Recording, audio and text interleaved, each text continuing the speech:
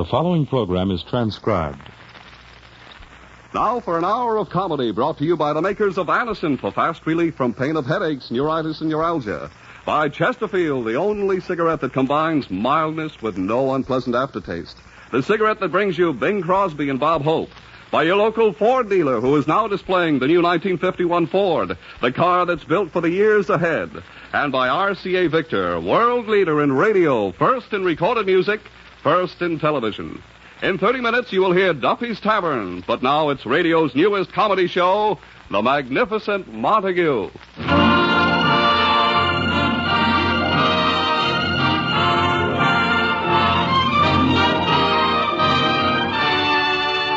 The Magnificent Montague, starring Monty Woolley.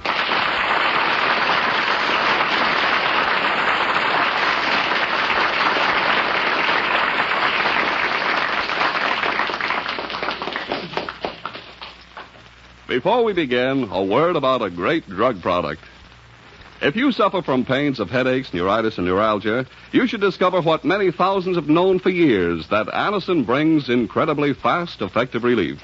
Anacin is like a doctor's prescription. That is, Anacin contains not just one, but a combination of medically proven active ingredients in easy-to-take tablet form. Probably at some time you've received an envelope containing Anacin tablets from your physician or dentist. Thousands of people have been introduced to Anacin this way. Try Anacin yourself the next time you suffer from the pains of a headache, neuritis, or neuralgia. You'll be delighted at how quickly relief can come. Anacin is spelled A-N-A-C-I-N. Your druggist has Anacin in handy boxes of 12 and 30 tablets and economical family-sized bottles of 50 and 100 for your medicine cabinet. Ask for Anacin today. And now for the Magnificent Montague, this former monarch of the Shakespearean stage, who has now sunk to radio as Uncle Goodhart of an afternoon program. As usual, it is morning in the Montague apartment. Agnes and Lily are awaiting his first grand appearance of the day, his arrival at the breakfast table. Good morning, Agnes. Coffee? Here you are, honey. Ah, thank you, Agnes. Is the thing up yet?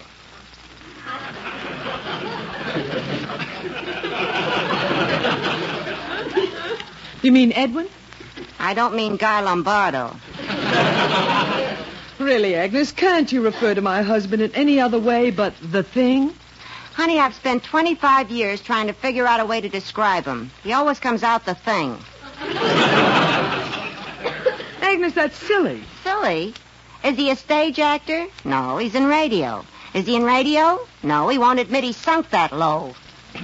Is he human? No, he's a beast. Is he a beast? No, he's a jerk. Agnes, please, remember he's my husband. There must be some way of getting you a Purple Heart.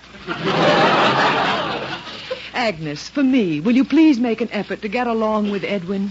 Get along? Honey, you're looking at a broad who's fighting for her life.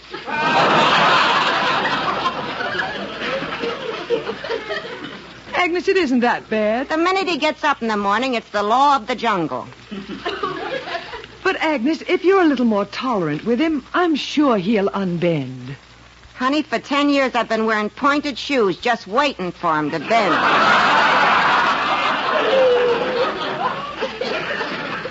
Agnes, sweetheart. Now remember, Edwin's going through a mental strain trying to keep it a secret that the Magnificent Montague of the legitimate theater is in radio. And Uncle Goodhart at that. Now try and get along with him. Just once, will you say good morning to him? Good morning? Okay, honey, for you. Oh, good. He'll be out any minute. It's almost time for his morning vocal exercises. Here we go, roaming the hills. I roam the hills, I roam the E-I. Ooh. Lo, hear the gentle lark. Agnes, go ahead. Oh. Good morning, Mr. Montague. What was that? Edwin, Agnes was saying good morning. Is that what that sound was? I thought the city was widening the street. Edwin, Agnes bring his breakfast? See what I mean, honey? It's dog eat dog. Dog, good. What a welcome change from her usual breakfast. Edwin, this can't go on. Agnes is making an effort to get along with you. Agnes, serve him his breakfast. Here it comes, my morning bout with Lucretia Borgia. How do you want your eggs, sunny side up or in your face? All right, Miss Tomaine, scat, back to your garbage can. Edwin, don't. She's trying to be nice. Here's your eggs, Mr. Montague. See, Edwin? She called you Mr. Montague. Must she make it sound like a dirty word? Here, Edwin, eat your eggs. Gad, what a messy sight. Just because the eggs were laid by a Plymouth Rock, must they look as if a pilgrim just pulled his foot out of them? Look, they're just eggs. I buy 'em, fry 'em, and serve 'em. From there on, take it up with the chicken. Edwin, eat your eggs. Oh. What's wrong now? Nothing, Agnes. Congratulations. You've discovered a new plastic. Wait till he gets a load of the toast. Agnes. Here's your toast, Mr. Montague. Stand back, honey. Yum, yum. Mammy's little baby loves buttered shingles. You take these clinkers away. Now, they're just a little brown. Brown? This toast is so badly burnt, I'm sure I can collect insurance on it. All right, Agnes. His coffee. Here. I'm afraid it's still hot. Thank you. Oh, Well, Edwin, what's the matter? Lily, don't touch that coffee. Have it analyzed.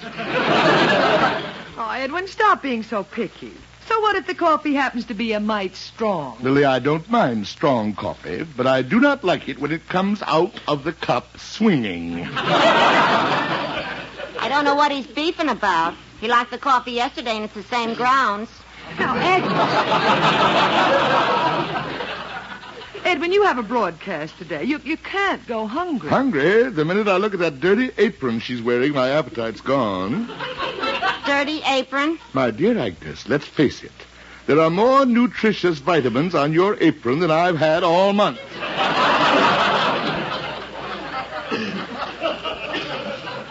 Maybe you want me to serve your breakfast in my silk kimono. The one that says golden gloves on the back? Now, stop it. Now, stop it, both of you. Why are we wasting all this time with his breakfast? Why don't I just go into his bedroom every morning with a whip and a chair and throw him a hunk of meat?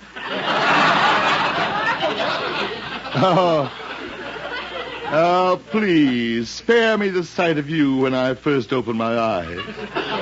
With those hair curlers on that flat head, you look like a roof full of television aerials. Why, you thing. Thing? You heard me. Be it ever so humble, there is no place like Iwo Jima. Edwin, these fights every morning can't go on. Well, I'm glad you've come to realize it. Agnes has to go. Oh, let's not go through that again. Lily, Agnes is a maid. She's supposed to cook and clean. Now, Edwin, Agnes is very neat. Very neat. Have you been in my den recently?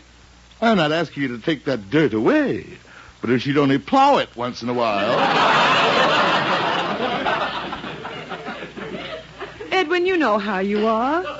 She's afraid to go into your den. So am I. It's becoming a game preserve.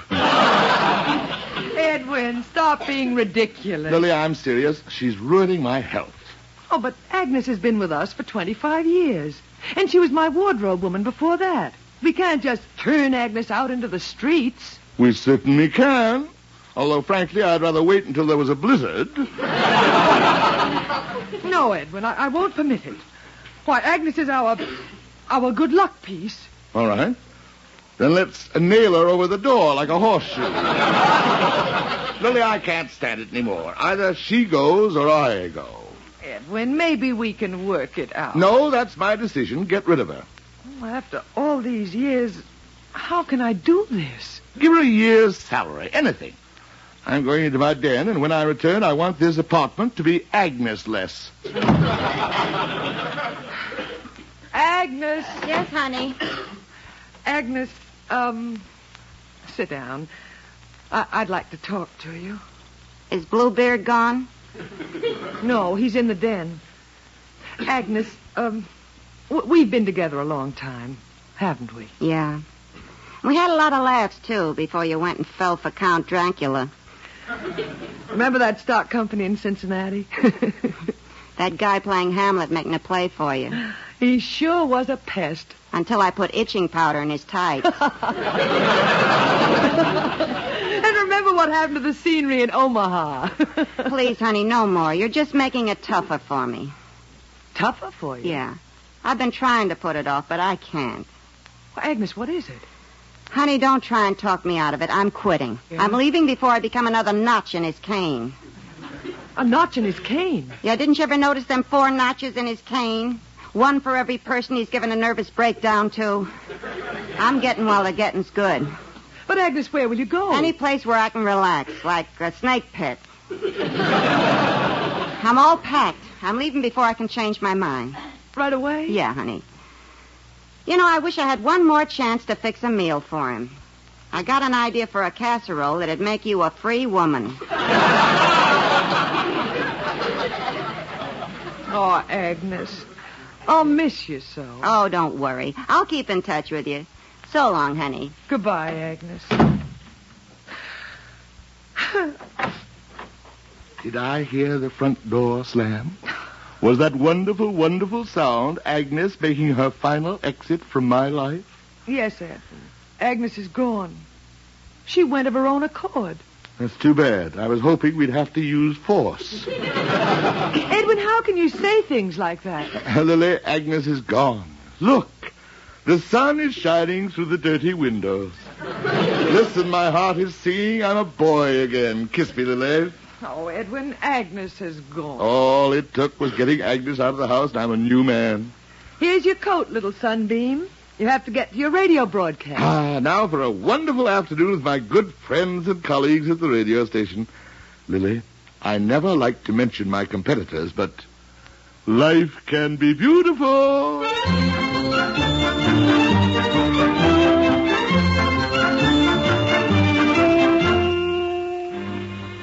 Now, look, Zinza, you're the director of the Uncle Goodhart program. It's your duty to tell him. Mr. Springer, you're the producer. It's up to you to tell Mr. Montague. Now, Zinza, just come out and tell him that in today's program, Uncle Goodhart befriends a homeless Airedale, and the sponsor insists he work with a live dog. A live dog, he doesn't even like to work with live people. Mr. Springer, I have a wife and 4 children. You tell him. Now, look, just tell him the Airedale licks his face a few times and he kisses it back. Oh, no. Zinza, you're a coward. Mr. Springer, I've never denied that. Please, you tell him. I'd do it, Zinza, but I'd just get into another argument with him. He never argues with you. I know. He just hits me. Now, look, Zinza. Shh, shh, shh. Here he comes. Now, you tell him about the dog. Mr. Zinza, good afternoon. Don't hit me. Hit you? Zinza, my friend, I'm only holding out my hand to shake yours. Oh, you are? And my dear friend, Mr. Springer, how are you? Fine, fine. A little busy. Mr. Zinza will explain a few minor points about today's Uncle Goodhart program. Don't rush off, Springer. Well, Zinza, what have you imps devised for your old uncle to do this afternoon? Well... Tell him. Mr. Montague, it's the sponsor's idea. A friendless Airedale comes to your cottage and you take him in. But naturally, Uncle Goodhart and man's best friend. Beautiful thought. We're using a live dog. Excellent. He licks your face and you kiss him back. What a scene. Stark realism. Oh, Zinza, we're going to give our listeners both barrels today. A live dog. I tried to get the sponsor to use an animal imitator. Oh, Springer, that's where you're wrong. Where is your imagination, your sense of the dramatic? But I'll forgive you if you will give me the name of your tailor. My tailor? I've always envied your immaculate appearance, your beautiful clothes. Really? Oh, I always pride myself on being well-dressed. I have a little tailor on 24th Street if you wish me to make an appointment for you. Most kind of you, Springer. No trouble at all, Mr. Montague. And Zinza.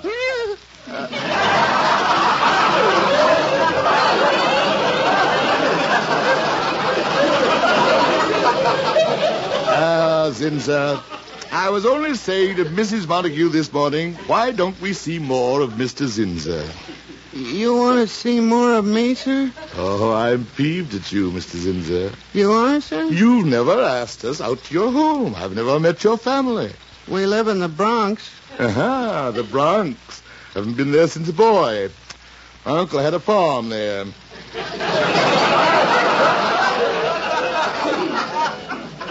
Well, if you'd like to come to dinner, sir. That's super. The Bronx. It would do Lily and me a world of good to get out of the city.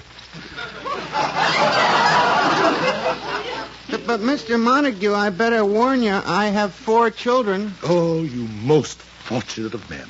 All the blessings of a happy home. Zinza, I, too, now, for the first time in 25 years, have a happy home. Then we're invited? Well, gee, Mr. Montague, I never expected... How about tomorrow night? It's a date. Gee, Willikers, boy, my wife can make meatballs. Meatballs! Somebody must have told you they're my favorite. No, honest. Well, here he is, Mr. Montague. The Airedale that's going to work with you. Say hello to Mr. Montague, Adolph. Look, he's giving me his paw. Oh, whose little doggy is who?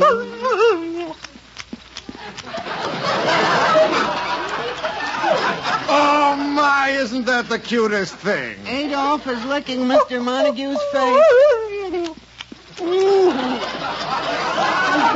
Oh, it tickles. Happy days ahead for all of us.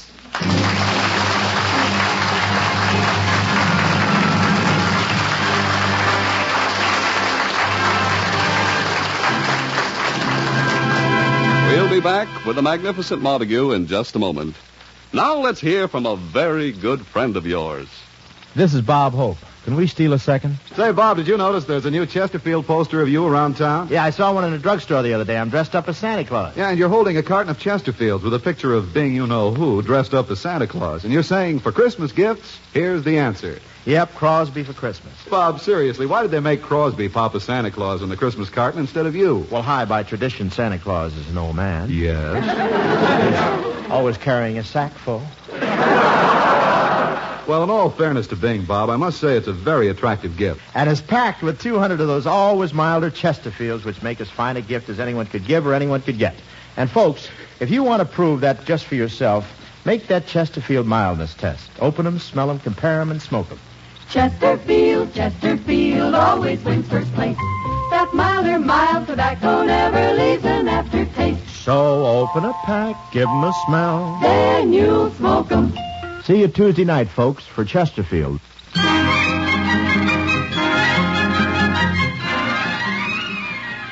And now back to the magnificent Montague.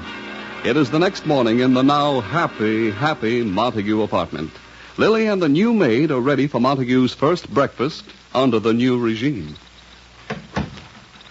Oh, by the way, Sarah. Yes, Mrs. Montague? My husband and I are going to the Bronx for dinner tonight. The Zinzas, so don't cook tonight. Yes, ma'am.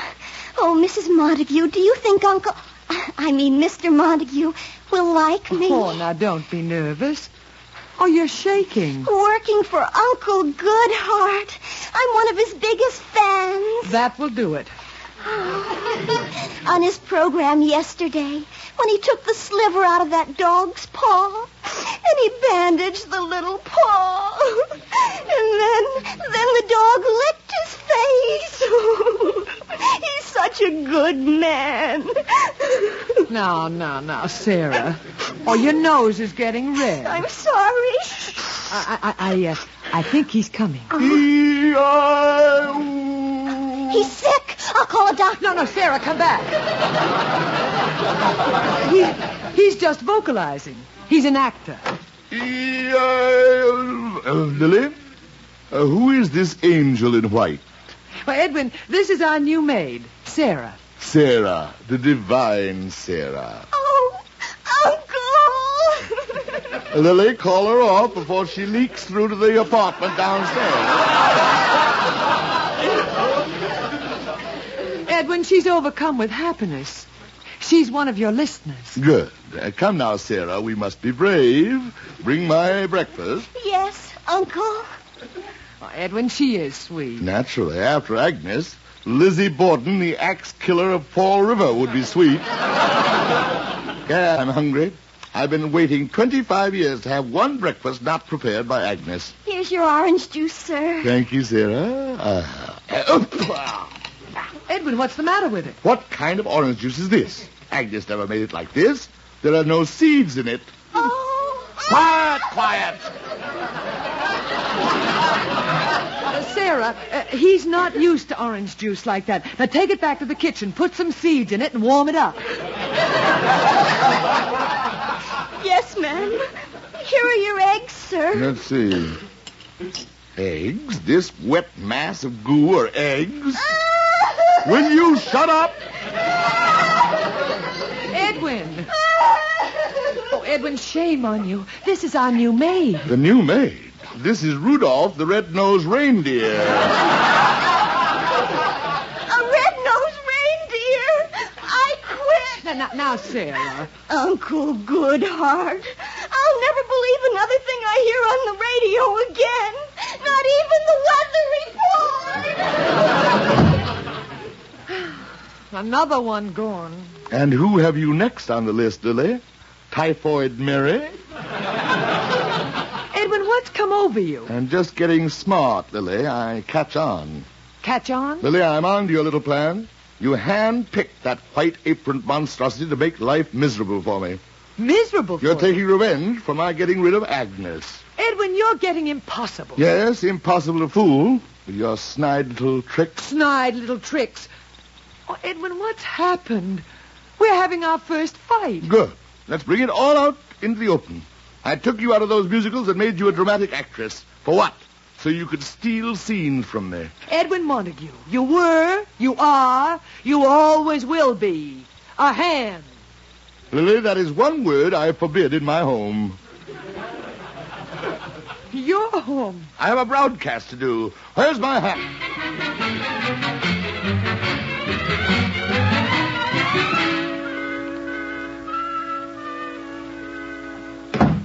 Aha, Montague. Springer, take your dirty hands off my sleeve. Dirty?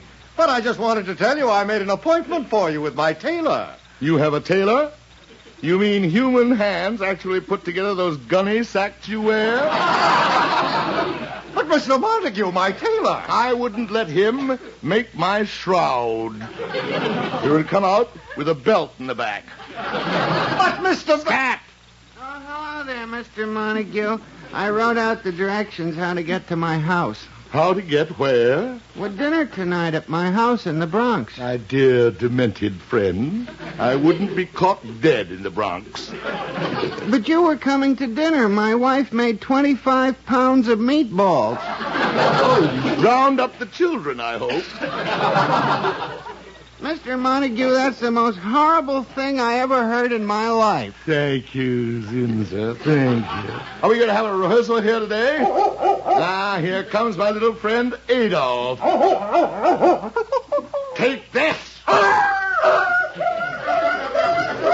Is everybody happy?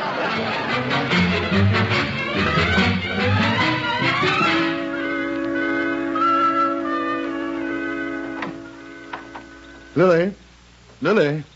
Lily, are you home? Here I am, Edward. Sorry I'm not out of your house yet, but there was a lot of packing. Lily, put down those suitcases and stop putting on this second act curtain of Back Street. Tragedy was never your strongest point. Edwin, I'm leaving you. What did I do now? Edwin, stop this. After that scene this morning. Lily, don't go. Please. Edwin, what's happened to you? You were always impossible, but this is impossible. I know it, Lily. I can't help it. I've been going around insulting people, making everybody miserable. I even kicked little Adolf. Lily, I know what's wrong with me. So do I. You do? Yes. Get her back, Lily. Get Agnes back. It's too late. She was my escape valve. Without Agnes to pick on, I'm frustrated. I became your whipping girl instead of Agnes. She was the only one who would strike back. Get Agnes. It's too late. She's with a very fine family. You don't think she'd come back to be tormented by you? Who's that? Oh, Edwin, go to your den. That's Agnes. Agnes? She called. She still has some clothes to take away. I'll go. Lily, plead with her. Get her to come back. I wouldn't do that to her, Edwin. You go to your den. You've caused her enough trouble. Come in. Hello, honey. Agnes, how's the new job? The people are wonderful. Beautiful room with a television set. It's Agnes, can we give you this? Agnes, can we bring you that? This morning I sneezed. They brought me breakfast in bed. Really? Honey, it's driving me nuts. Agnes. Nobody insults me. I got nobody to yell back at. And I got a right to be human. Agnes. I'm like a piece of furniture there. I got no status. At least with Montague, I had a place. I was his enemy. Oh, but you... After 25 years with Montague, who can stand quiet? Those smiles and affection they give me, it makes me sick. Honey, let me come back here. Oh, Agnes, welcome home. Edwin! Lily, did you call? Oh. Hello, Agnes. Hello, Mr. Montague. Edwin, Agnes has come back to us. She has? Yes. Ah, so you came crawling back on your belly like a whipped dog.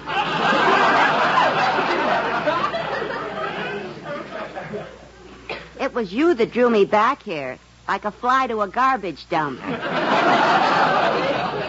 Edwin, Agnes. Why, that big bubble head. All right, Agnes. Lily, put her back on the leash.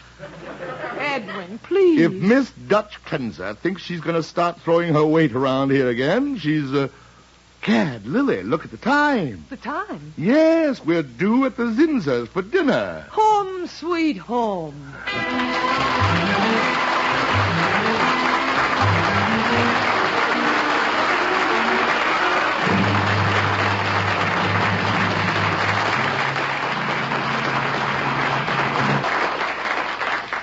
Ladies and gentlemen, America's newest car, the fine new Ford for 1951, is now on display at your neighborhood Ford dealers. And when you see it, you'll find that inside and out, in every detail of design and construction, the 1951 Ford reflects true fine car quality.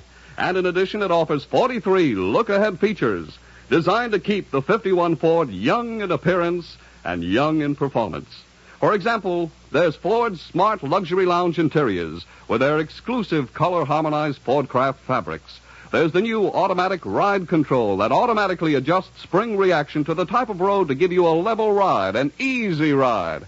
And there's the automatic mileage maker that lets you get the last mile out of every gallon of gasoline for utmost economy.